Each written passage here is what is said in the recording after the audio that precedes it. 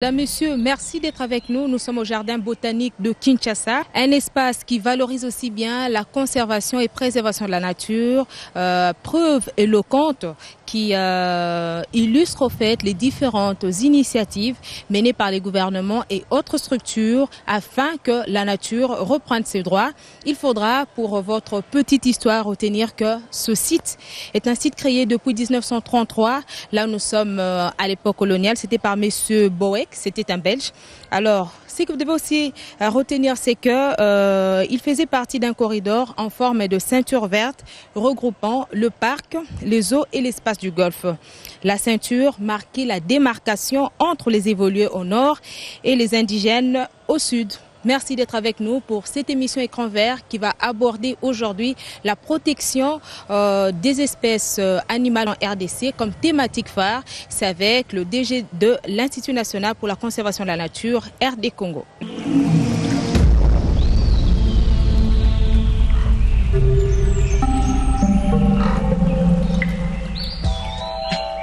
Né en 1961 à Kisanga, dans la province du Sud Kivu en République démocratique du Congo, Cosma Wilungula Balongelwa est expert en gestion des aires protégées, docteur en sciences politiques et administratives de l'Université de Kinshasa. Auteur d'un certain nombre d'écrits scientifiques, dont celui intitulé Fizi, 1967 en 1968, le maquis Kabila publié aux éditions d'Harmattan en 1997, Cosma a longtemps exercé les fonctions ADG dans plusieurs entreprises du portefeuille de l'État. Actuellement, il est DG de l'ICCN, unique agence nationale en charge de la gestion des aires protégées en République démocratique du Congo depuis 2005. Pasteur responsable de l'Église chrétienne évangélique au Congo, ECEC en sigle. Parmi ses publications, on note aussi Le patrimoine naturel et conflits armés, un ouvrage référentiel de politique publique de conservation de la nature sur lesquels on peut s'appuyer pour sauvegarder les aires protégées en période de conflits armés.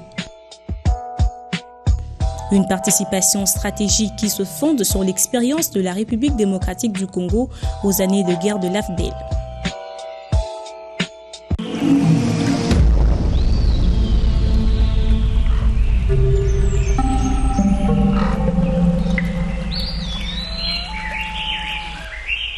C'est vous qui êtes le patron de l'ICCN en RDC. Avec vous, nous abordons la question de la protection des animaux en République démocratique du Congo. Protection, pourquoi? Elles sont protégées par rapport à quoi?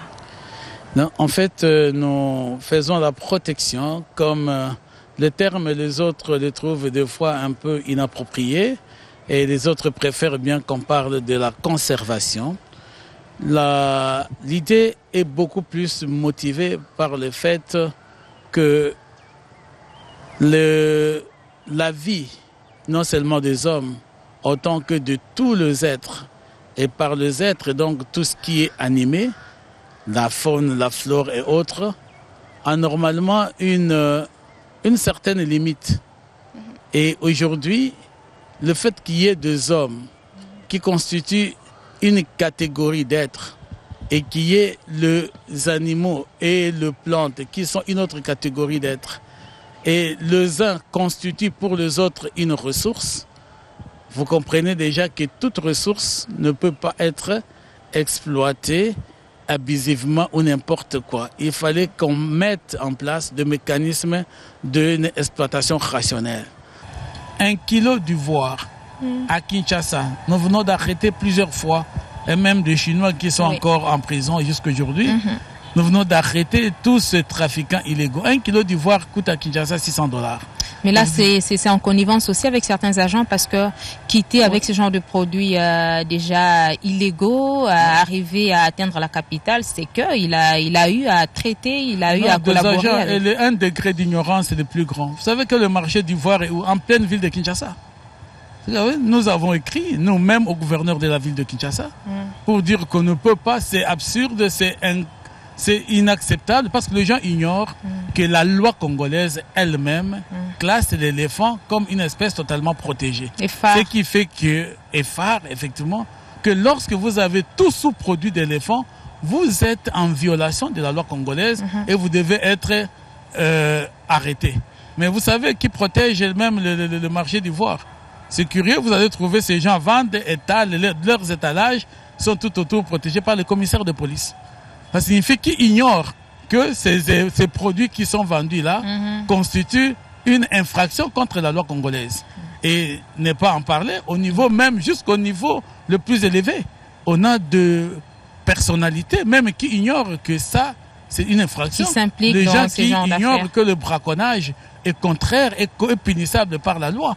Les gens qui ignorent. Donc nous avons tout ce problème-là. Je parle d'ignorer, effectivement, pour exprimer un terme un peu plus poli et doux. Mais la réalité, c'est que nous avons une complicité incroyable dans la destruction de nos propres ressources. Alors il faudra combattre cela. Alors Oui. nous avons des espèces protégées, vous les appelez comme ça, totalement protégées. Oui. Pourquoi au détriment des autres? En fait, les espèces totalement protégées sont classées par rapport à la nomenclature de la Convention internationale sur le commerce des espèces en voie de disparition comme des espèces totalement protégées. Lorsque nous avons les annexes, vous avez l'annexe 1 qui pratiquement détermine les espèces totalement protégées. Donc vous avez presque toutes les grandes que vous appelez les espèces phares ou même les espèces endémiques, les éléphants, les hippopotames, comme nous avons dit, okapis et consorts. Et nous avons l'annexe 2, les espèces qui sont soumises au quota. Et nous avons l'annexe 3, effectivement, les espèces qui peuvent encore être exploitées d'une manière ou d'une autre. Mais nous avons une institution, une autorité qu'on appelle l'autorité scientifique CITES. Lorsque nous observons qu'une espèce quelconque est en train d'aller vers la disparition, nous pouvons constituer un dossier et soumettre ça au niveau du secrétaire général des CITES et demander que cette espèce-là puisse être classée dans les listes, La liste soit rouge. d'annexe 1 ou d'annexe 2, la liste rouge, et pouvoir bénéficier de quotas. Vous savez, aujourd'hui, il y avait un quota de 10 000 perroquets par an, donc qui pouvaient être exportés, mais nous avons fait le premier démarche compte tenu de l'extinction de nos perroquets. On est à 5 000, et si nous observons que nos forêts n'ont plus de perroquets et que les perroquets peuvent pouvoir pratiquement se terminer, nous pouvons constituer un dossier et signer que non, nous n'avons plus besoin d'avoir un quota pour l'exportation des perroquets. Tel que Donc chez nous, les nous perroquets arrêtons gris. le commerce des perroquets parce que l'espèce est en train de se terminer. Et dans ces cas, l'espèce peut passer même à l'annexe 1 pour dire que c'est une espèce en voie de disparition. Alors, par rapport à la liste rouge qui concerne la République démocratique du Congo, il y a un besoin de sa révision? Ah oui, oui, il y a un besoin de la révision, mais dans le sens d'y ajouter d'autres espèces, comme je viens de citer là. Une espèce qui connaît énormément la fraude et le trafic, vous avez un quota de 5 000 perroquets par an, mais les exploitants de perroquets par an, avec la complicité de toute la fraude, arrivent même à exporter plus de 20 000 perroquets par an. Ça signifie qu'aujourd'hui, en RDC, il ne reste qu'une station de capture de perroquets dans le Maniema. Perroquet Et gris. lorsque les perroquets gris, lorsque dans le Maniema, ces perroquets gris vont aussi s'éteindre, on n'aura plus. On a fini tout ce qui était dans les Bandundu, dans l'Équateur, dans les environs de Kinshasa et ailleurs. Or, dans ces cas-là, nous devons revoir la liste rouge dans le sens d'y ajouter d'autres espèces. Aujourd'hui, les rhinos blancs du Nord, on ne sait plus le voir, même presque pas de traces. Ça fait partie des espèces qui sont en train de disparaître. Et il y en a autant. Les niveaux que nos éléphants ont atteints aujourd'hui d'abattage, nous croyons qu'il est, si dans le 5-10 ans, il n'y a pas un mécanisme efficace de protection des éléphants, nous allons renvoyer les éléphants dans l'histoire. On parlera à nos enfants. Vous savez, nous avions une espèce qu'on appelait les éléphants. Donc, ils auront disparu de notre pays. Et il y en a autant avec tout ce qui était comme le pouvoir coutumier chez nous, où tous les pangolais géants et les pangolais autres ont servi d'épaule pour nos chefs coutumiers, et les léopards et les lions. Vous savez que toutes ces cérémonies-là, dans le temps, il y avait un mécanisme qui régulait en fait l'abattage des espèces. Donc il y avait le totem. Les gens pouvaient abattre un léopard pour que le chef porte la toque de léopard donc ou les habits. Mais ces léopards-là avaient un statut d'un totem, donc un animal qu'on ne pouvait pas manger. Et ces interdits-là constituaient effectivement dans l'époque traditionnelle de mécanismes de protection que les gens ne savaient pas. Mais aujourd'hui, avec la modernité, nous n'avons plus d'interdits alimentaires. Le christianisme nous aussi. mangeons tout avec le christianisme. Nous, les pasteurs, on vous a dit au nom de Jésus, vous pouvez tout manger. Et alors ça ouvre la porte à toute la liberté alimentaire. Et la liberté alimentaire devient un danger pour la conservation. Donc il n'y a plus de limite aux hommes de pouvoir garder certaines espèces sans pouvoir les toucher. Alors nous avons des espèces totalement protégées en République démocratique du Congo, nous avons des espèces phares. Et comment vous vulgarisez au fait des informations les concernant auprès des vendeurs, auprès des villageois et autres, parce qu'ils sont le premier gestionnaire, ils sont le premier à être en contact avec leur habitat. En fait, merci beaucoup, c'est une belle question parce que nous avons besoin de vous. La conservation, en fait, est une affaire de tout le monde. La conservation ne peut pas être laissée à la seule responsabilité de l'ICCN. C'est vrai, l'ICCN est partout dans toute la République, mais l'ICCN partout joue le rôle de protéger en brousse. Ceux qui sont en ville et dans des milliers de villages à protéger, c'est vous, les amis de la presse. Nous organisons des contacts. Nous essayons de mobiliser à notre niveau. Mais quels que soient les efforts formels, informels que nous pouvons utiliser pour vulgariser, sensibiliser les gens sur la nécessité de la protection, si nous n'avons pas l'appui des médias, de la presse, si nous n'avons pas l'appui des églises, si nous n'avons pas l'appui des associations culturelles, si on n'a pas l'appui de tous nos amis de la musique, du théâtre, si on n'a pas un appui majeur au niveau des autres ministères du gouvernement, on ne pourra pas faire arriver le message à tout le monde.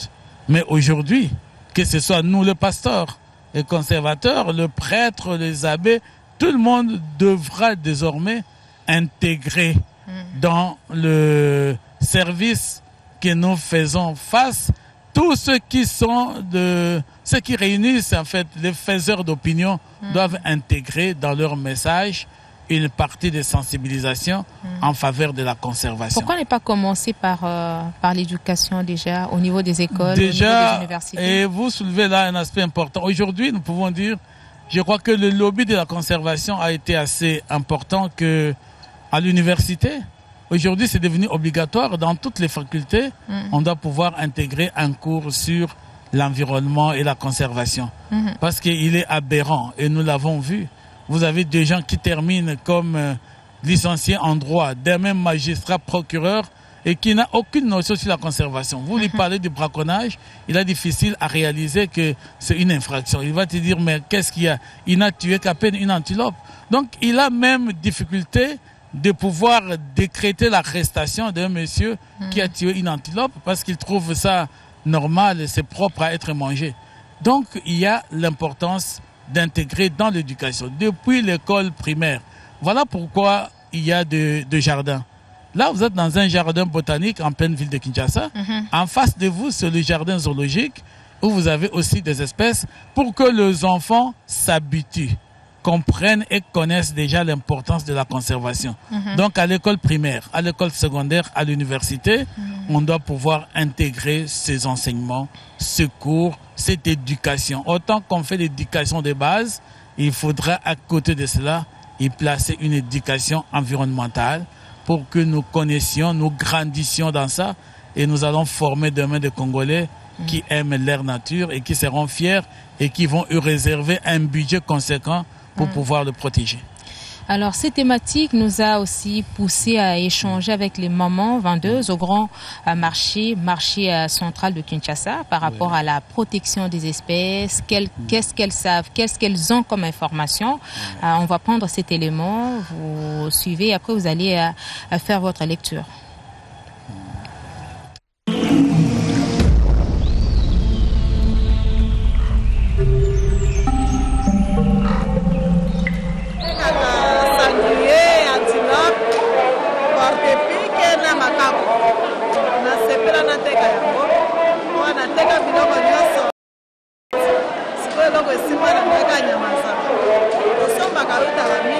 Mbandaka, Bandundu et Bakongo. Qui s'en est éléphant, beauté, bifre, les agapés interdits, antilope sévère, les agapés interdits, mokoboso, les agapés interdits, la liboso, on a besoin.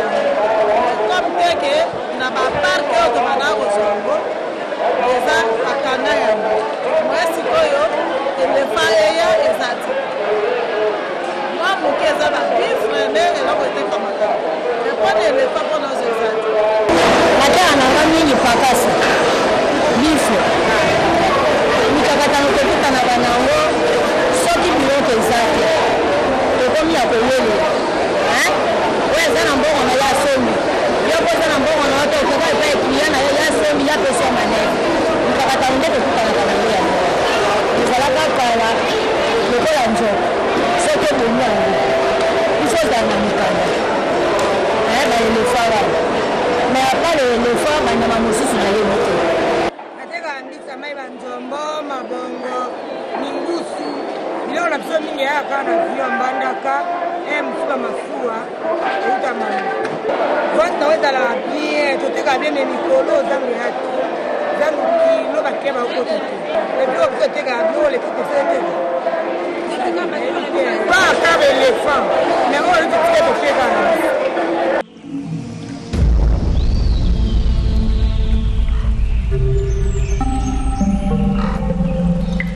Alors, monsieur l'ADG, vous venez d'être avec nous au marché central de Kinshasa, si on peut le dire ainsi, parce qu'avec vous, nous venons de suivre les différentes réactions de ces moments par rapport aux informations qu'elles détiennent de la protection des espèces protégées en RDC. Oui, en fait, j'ai aimé une chose, c'est que certaines de ces mamans sont informées qu'il y a des espèces qui sont interdites. Elles peuvent ne pas maîtriser toute la liste, oui, mais au moins c'est déjà un grand pas. Ce qui reste à faire, un travail qui est important à faire, c'est d'arriver à sensibiliser les gens davantage à comprendre qu'il n'y a pas de différence sur le plan de la valeur nutritionnelle. La vitamine animale de l'antilope, des buffles et consorts n'est pas différente de celle de la chèvre, de la vache et consorts. Donc, il faudrait à un moment donné, comme dans d'autres pays où les gens ne mangent plus le gibier et que les gens, tout le monde mange les animaux. Mais pas facile, c'est parce que vous et moi sommes en ville. Hein? Oui, nous sommes en ville, mais il faudra arriver, même au village, nous pouvons toujours arriver à...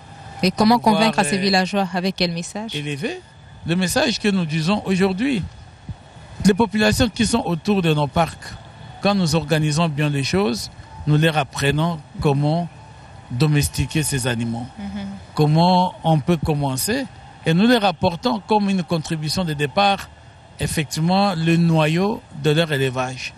On peut leur prendre des porcs ou des chèvres ou des moutons et même des bœufs dans la mesure du possible. Le goût n'est pas le même aussi. Le goût, non, ça c'est plus psychologique.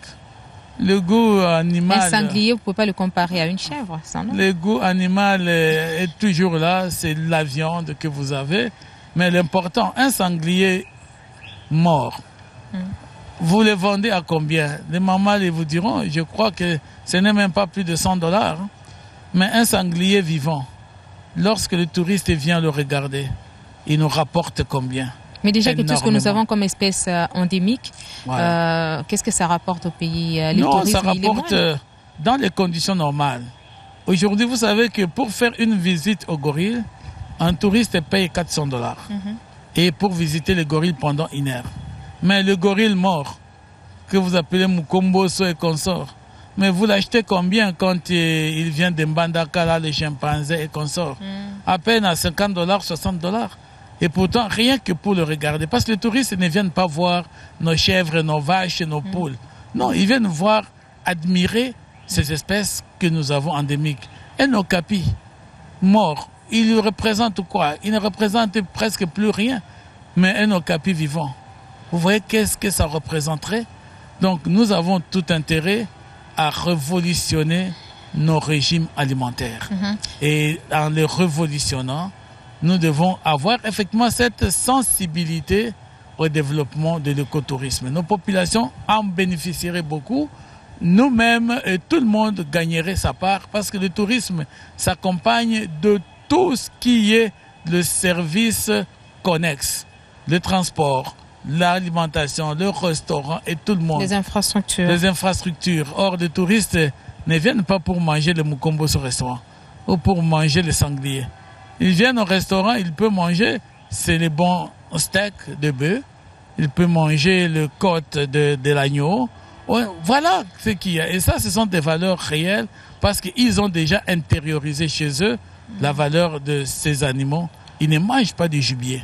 Alors, il y a plusieurs espèces. Qu'est-ce qui a fait à ce que seul l'éléphant revenait dans les bouches de ses mamans? Oh, Nzokunde Toebi Wapekisa, Nzokunde Toebi Wapekisa. L'okapi, par exemple, n'a pas été cité. Vous avez les bonobos, il n'a pas été cité. Vous avez les rhinos blancs non plus.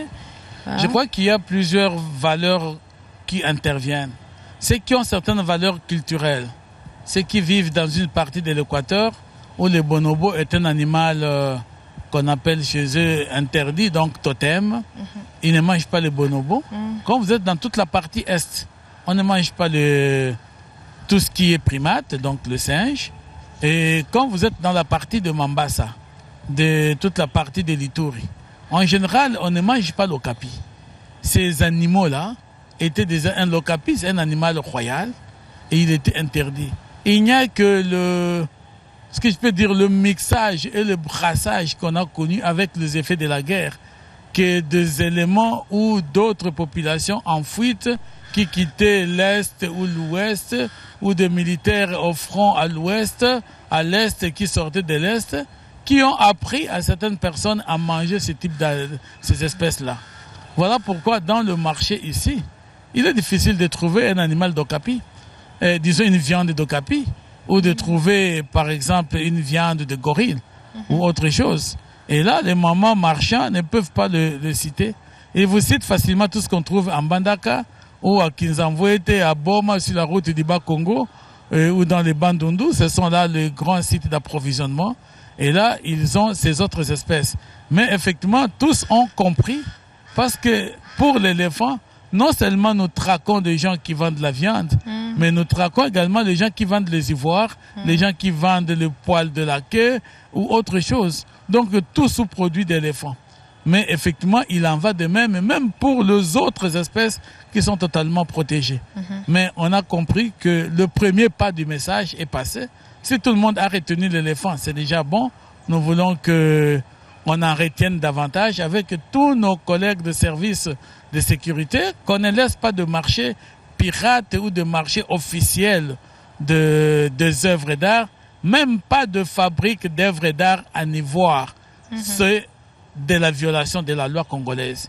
On doit arrêter quiconque on peut trouver, même si vous aviez le bracelet en ivoire ici, j'allais demander à mes gardes de bien pouvoir vous l'enlever poliment et gentiment. Il faut tout protéger. Donc le mandat que j'ai, c'est vraiment de tout protéger pour que l'homme puisse exister. Si je protège seulement l'éléphant, il y aura un pourcentage d'hommes qui va mourir parce qu'ils n'auront pas le temps de bénéficier de peu de quantité d'oxygène que les forêts produites par ces éléphants auraient pu donner. Alors, donc le mandat, c'est de protéger toutes les espèces, même celles qui ne sont pas listées sur l'annexe, sur les 2 annexes ou les 3 annexes. Alors, en dehors du rhino blanc, quelles sont les autres espèces qui sont en voie de disparition ou déjà disparues ou une race en péril? Vous savez qu'au monde, si je prends seulement au monde, le mammouth qui avait l'ancêtre de l'éléphant avait déjà disparu. Aujourd'hui, son descendant, l'éléphant, est en train presque de disparaître. La RDC, jusqu'à un niveau donné, je crois déjà dans les années 70, on comptait plus de 180 000 éléphants. Aujourd'hui, dans tous les pays, nous avons difficile à compter peut-être même pas 15 000 éléphants dans toute la République. Et pourtant, nous sommes un pays de l'heure de répartition des éléphants. Ça signifie du nord au sud. En RDC, même à Swakibula, dans les Bandundu, il y a des éléphants. Donc dans l'Équateur, dans tous les Kivu et partout, dans le Maniema et dans le Kasaï. Mais regarde que partout ces éléphants sont en train d'être exterminés. Nous aurions été parmi le plus grand pays qui aurait eu la population la plus grande d'éléphants. Ils se disputent même les espaces. Voilà, avec les et chez nous aujourd'hui, ce sont maintenant les espaces qui cherchent les éléphants. Alors, et en dehors de l'éléphant, je peux vous dire, on est dans une très grande diminution des espèces comme les léopards, les lions, qui commencent à se compter. Je vous ai dit ici, le zèbre. Le zèbre, il ne reste qu'à peine 32. La girafe, nous n'en avons qu'à peine 28, presque le dernier recensement. Je peux vous dire, c'est quand même assez préoccupant. Les okapis, on peut encore en compter 5000. Et ça fait quelque chose. Donc, on a des espèces qui sont totalement... Le gorille de montagne, dans l'ensemble de toute la région du Grand Virunga, c'est-à-dire la RDC, le Rwanda et l'Ouganda, nous en avons que 800 qui restent au monde. Donc, si nous touchons à ces 800, les gorilles de montagne auront disparu de la planète Terre. Alors, on a un problème sérieux avec... Le pari semble très difficile. Ah oui, ça c'est vraiment un problème très sérieux. Les rhinos blancs du Nord, qui ne restaient qu'en RDC, et nous sommes en train de les achever. Si on ne fait pas attention, surtout avec ces espèces endémiques, nous aurons des problèmes sérieux pour la disparition de nos espèces. Nous devons vraiment veiller à ce que nous puissions les avoir en vie. Ça nous aide pour notre propre survie. Alors, la protection des espèces protégées en RDC, y a-t-il un aspect des choses que nous n'avons pas pu aborder et qui nécessite attirer l'attention du public? Je pense que la chose la plus importante sur laquelle on doit pouvoir insister davantage, c'est de demander à tout le monde, chacun là où il est, de poser un acte tous les jours, un geste qui peut favoriser la conservation. Si vous plantez un arbre dans votre parcelle, même si nous pouvons avoir autant de parcs, nous avons besoin de ces arbres un peu partout. Si vous pouvez arriver à assurer la protection, aujourd'hui dénoncer tous ceux qui détiennent chez eux et dans leurs cages, dans leurs maisons, toutes ces espèces protégées, et surtout les primates, il faut faire énormément attention, les gens ne le savent pas. Les singes que vous gardez chez vous peuvent être porteurs de plusieurs maladies sans qu'eux-mêmes en souffrent. Et vous pouvez détruire toute votre famille, votre foyer, en gardant ces singes-là. Qu'on ne vous trompe pas que le médecin vienne le vacciner de temps à autre, non. Nous devons trouver leur place, c'est dans les zoos de Kinshasa ici. Nous sommes en train de faire une campagne pour la récupération de tous ces animaux sauvages que vous gardez, afin de pouvoir leur trouver leur place dans le zoo. Et sachant aujourd'hui que la protection, la conservation est une valeur réelle qui justifie effectivement la présence de l'homme. Dieu, quand il a créé l'humanité, il n'a pas commencé par créer l'homme, ensuite venir planter les arbres, non. Il a d'abord disposé d'un cadre, le jardin d'Éden. Et dans ce jardin, il a donné à l'homme la première mission, que tous les chrétiens, tous les enfants de Dieu, tout homme réalise que la première mission que Dieu a donnée à l'homme était de protéger et de conserver le jardin d'Éden. Donc la mission de la conservation est le tout premier travail au monde que Dieu a donné à l'homme de faire. Et quiconque ne le fait pas, attention de ne pas tomber dans le péché devant Dieu si vous en avez la foi, mais je crois que nous tous, nous avons la responsabilité de contribuer à la conservation et à la protection de toutes nos ressources naturelles dans notre pays. La proportion est d'à peine 17%, ça ne fera que 400 000 km². Ça va aider pour vos enfants, pour les générations futures et pour une exploitation rationnelle dans notre pays. Monsieur Cosma Wilungula, merci d'avoir accepté notre invitation. Merci à vous autant et merci à Biwan et sans oublier merci à mon ami l'ambassadeur Jean-Pierre. Merci beaucoup. Mesdames, Messieurs, c'est la fin de votre émission Écran Vert qui a abordé une thématique aussi très intéressante parce qu'elle vous concerne, la protection des espèces protégées en République démocratique du Congo. Vous avez suffisamment été édifiés. Nous vous disons merci et à la prochaine.